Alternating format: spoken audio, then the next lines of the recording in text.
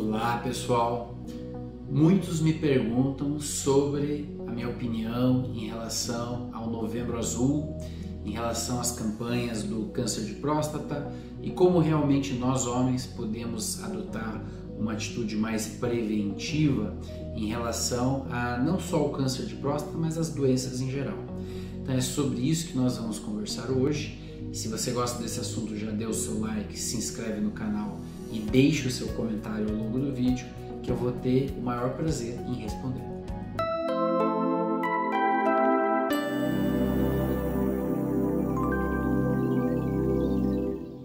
Prevenção é um termo muito mais amplo que não engloba apenas fazer os exames que muitos homens às vezes estão acostumados a fazer e que têm até temores em fazer, né? Um PSA, um toque retal, uma ecografia de próstata e assim por diante.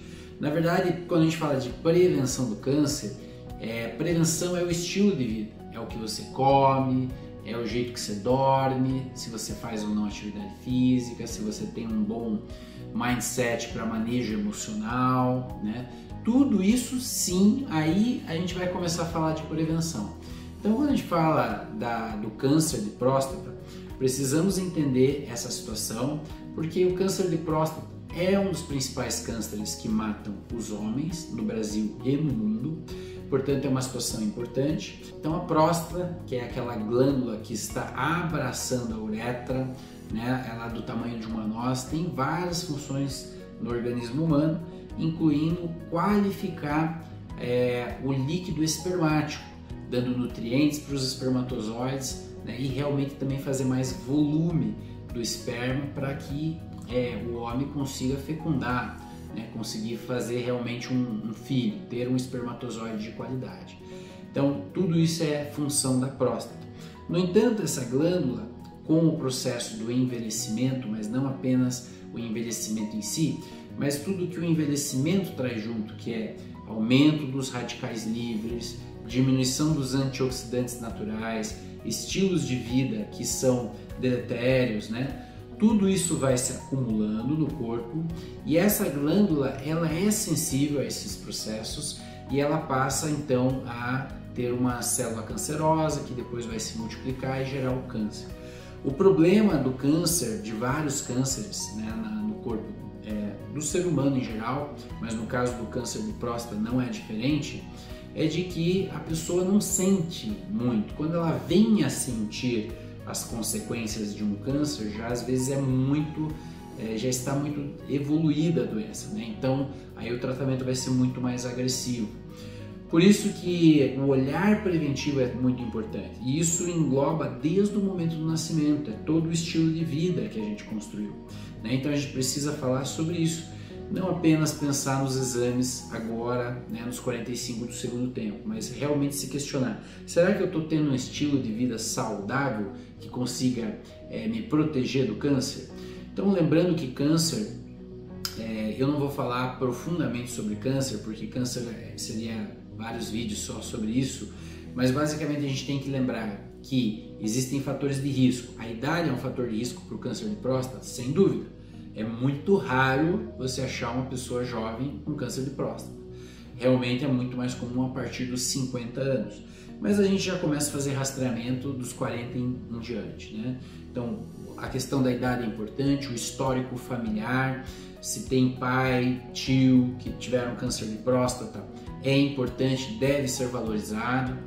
Tem questões genéticas, então, nesse quesito, né? E também questões raciais. Tem algumas raças que têm mais câncer de próstata que outras raças, né? Então, também isso precisa ser enfatizado. É importante lembrar também os sintomas, né, que a próstata passa a demonstrar quando algo não está bem. Como a próstata está numa localização do corpo que abraça a uretra, muitas vezes os homens vão ter gotejamento, ou seja, vai no banheiro e fica gotejando depois na cueca. Eles passam a ter dificuldade de fazer um jato urinário único, às vezes o jato vai ficando dividido, o jato também vai perdendo a força, não vai tão lá na frente, tão forte, passa a ficar mais fraco. Às vezes o homem tem a hesitação, que é aquele sintoma de ir fazer o xixi e demorar para vir o xixi. ou seja, a próstata está muito apertada, algo está empurrando essa próstata ali, né, no lúmen, onde o xixi está passando, ou seja, vários sintomas que a gente chama de prostatismo. Isso tudo pode estar acontecendo num homem, né, que vai desenvolver um câncer de próstata. Mas na maior parte das vezes não é o câncer de próstata. Existe uma outra condição clínica que nós chamamos de hiperplasia prostática benigna, HPB, que ela é muito mais comum do que o câncer de próstata e ela cursa com todos esses sintomas. Portanto, precisa ser feito o diagnóstico diferencial dessas duas condições, tá? Então é bem importante, a gente tem várias formas de diferenciar isso e uma delas vai ser o exame do PSA total e do PSA livre. Para quem não sabe, o PSA ela é uma proteína que é liberada pela próstata, ela é muito específica da próstata, nenhum outro tecido do corpo produz PSA e, portanto, ele se torna um marcador bem interessante no sangue. A gente consegue ver o PSA total e o PSA livre, ver a relação entre eles para saber se há uma probabilidade maior de que aquela alteração daquele exame seja referente realmente a um câncer. É claro que hoje, dentro do diagnóstico do câncer de próstata, é obrigatório os exames de imagem, muitas vezes é rastreado com uma ecografia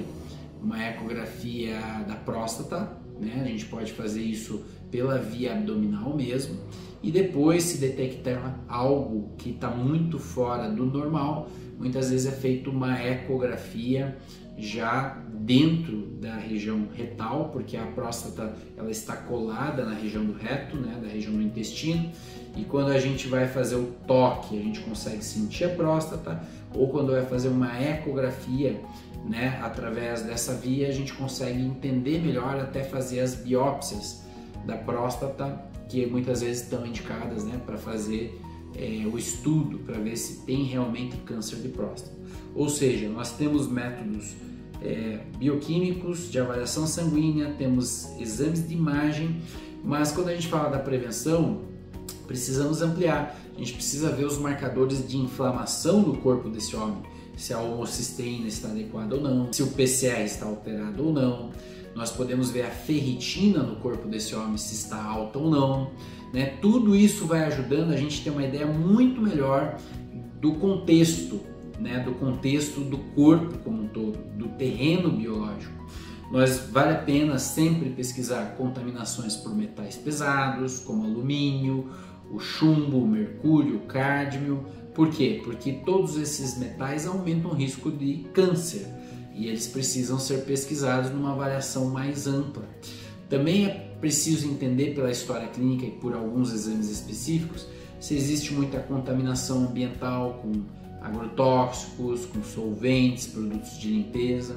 Tudo isso se acumula no nosso organismo e a pessoa, quando vai desenvolver um câncer, geralmente ela tem essas contaminações juntas que podem, né, sofrer tratamentos, podem ser removidas de acordo com a necessidade de cada pessoa. Portanto, a gente precisa, quando falar de prevenção, olhar de uma forma ampla, tá? Além disso, pessoal, o que é interessante a gente enfatizar aqui nesse vídeo também, já falei do PSA, é o estilo de vida e prevenção, né? Então, uma das coisas que mais previne o câncer em geral, não é só o câncer de próstata, no caso do homem, é manter um peso saudável, mas não é o peso só em si, é a composição corporal. A gente faz aquela avaliação da massa muscular e da gordura no corpo, a gente quer uma massa muscular grande e uma gordura pequena, né, em quantidade proporcionais no corpo. Ou seja, a gente quer ter uma composição melhor e isso tem um fator de proteção em relação ao câncer de próstata e muitos outros cânceres. No entanto, a gente vive hoje a explosão, né, a pandemia de obesidade. E a própria pandemia, né, daquele vírus trouxe isso, que é o quê? Aumentamos os riscos de todos os cânceres quando a gente está obeso, quando a gente está muito acima do peso. Como é que a gente vê isso? Tem um exame que é a bioimpedância, que ajuda a medida da cintura, a gente medir esse diâmetro aqui e fazer uma avaliação dessa gordura visceral. Essa gordura visceral numa bioimpedância tem que estar no máximo 8 e é desejável que se aproxime de 2 ou 3, tá? Isso tudo é fator de proteção que deve ser avaliado para a prevenção do câncer de próstata. Outra coisa que é importante é a alimentação.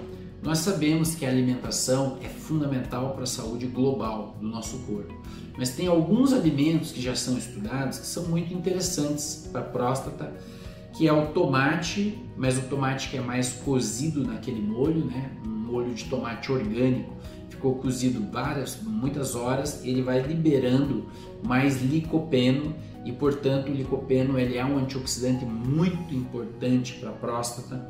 Deve ser suplementado muitas vezes, mas melhor é comer ele, né, na forma do tomate ali cozido.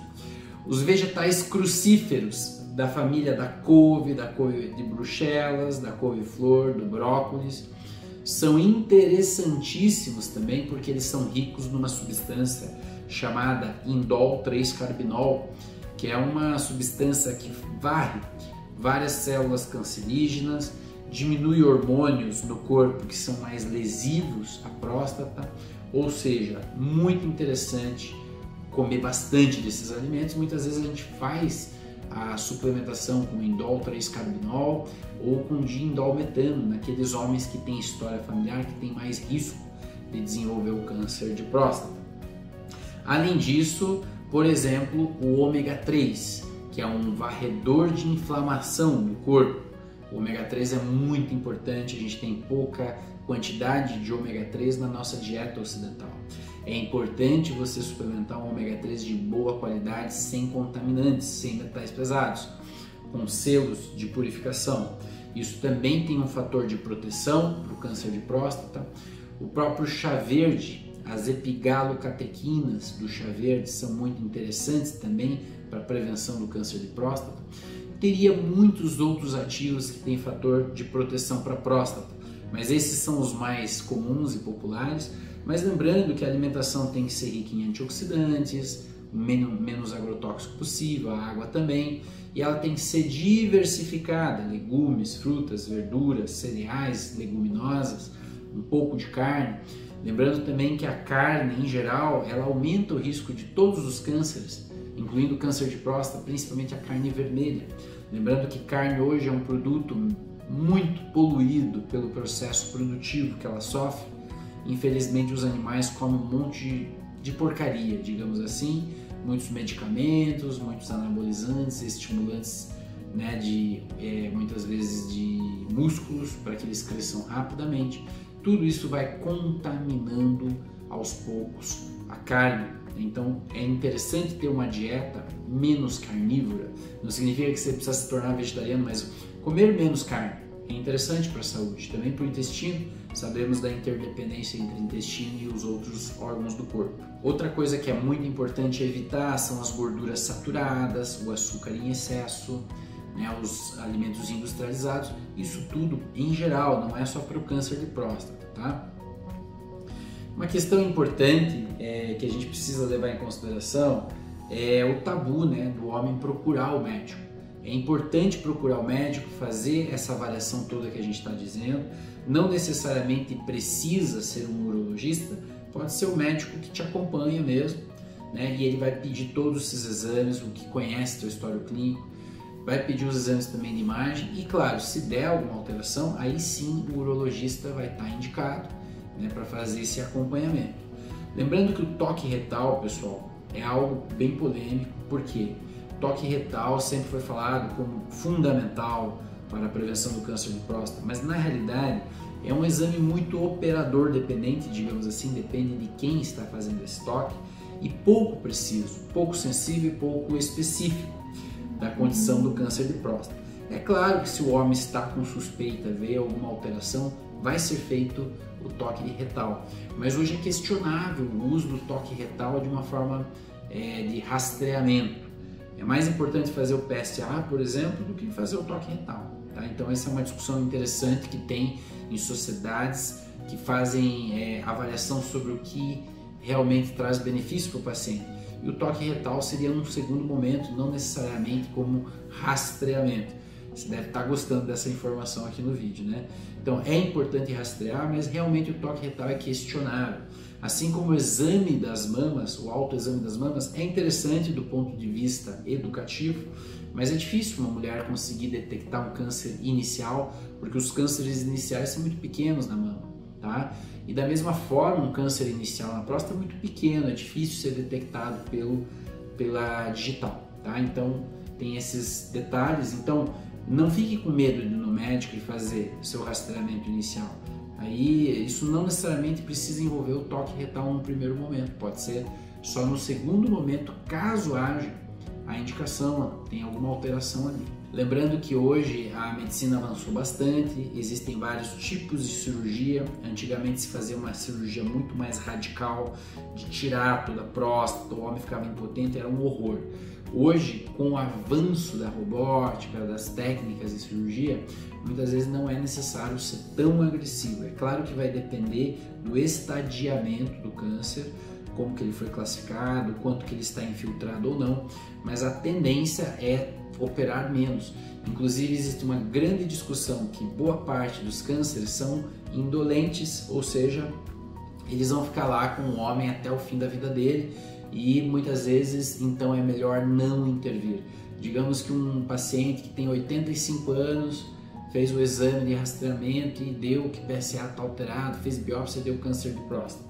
A gente tem que questionar, será que vale a pena fazer qualquer intervenção nesse homem?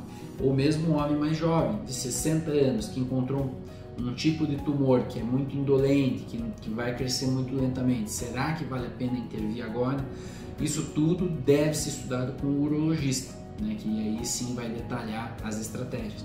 Mas mudou muito essa forma de tratar o câncer de próstata, tá? Então hoje cada vez há uma tendência de menos agressividade na cirurgia.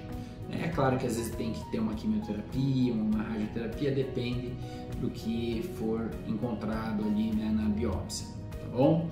Então pessoal, era sobre isso. Esse é um vídeo curto sobre câncer de próstata e prevenção. Eu tentei trazer aqui um olhar muito mais amplo sobre a prevenção. É importante fazer esses exames. Eu peço para todos os pacientes, homens acima de 40 anos, PSA total, livre. Peço a ecografia da próstata depois dos 45, 50 anos.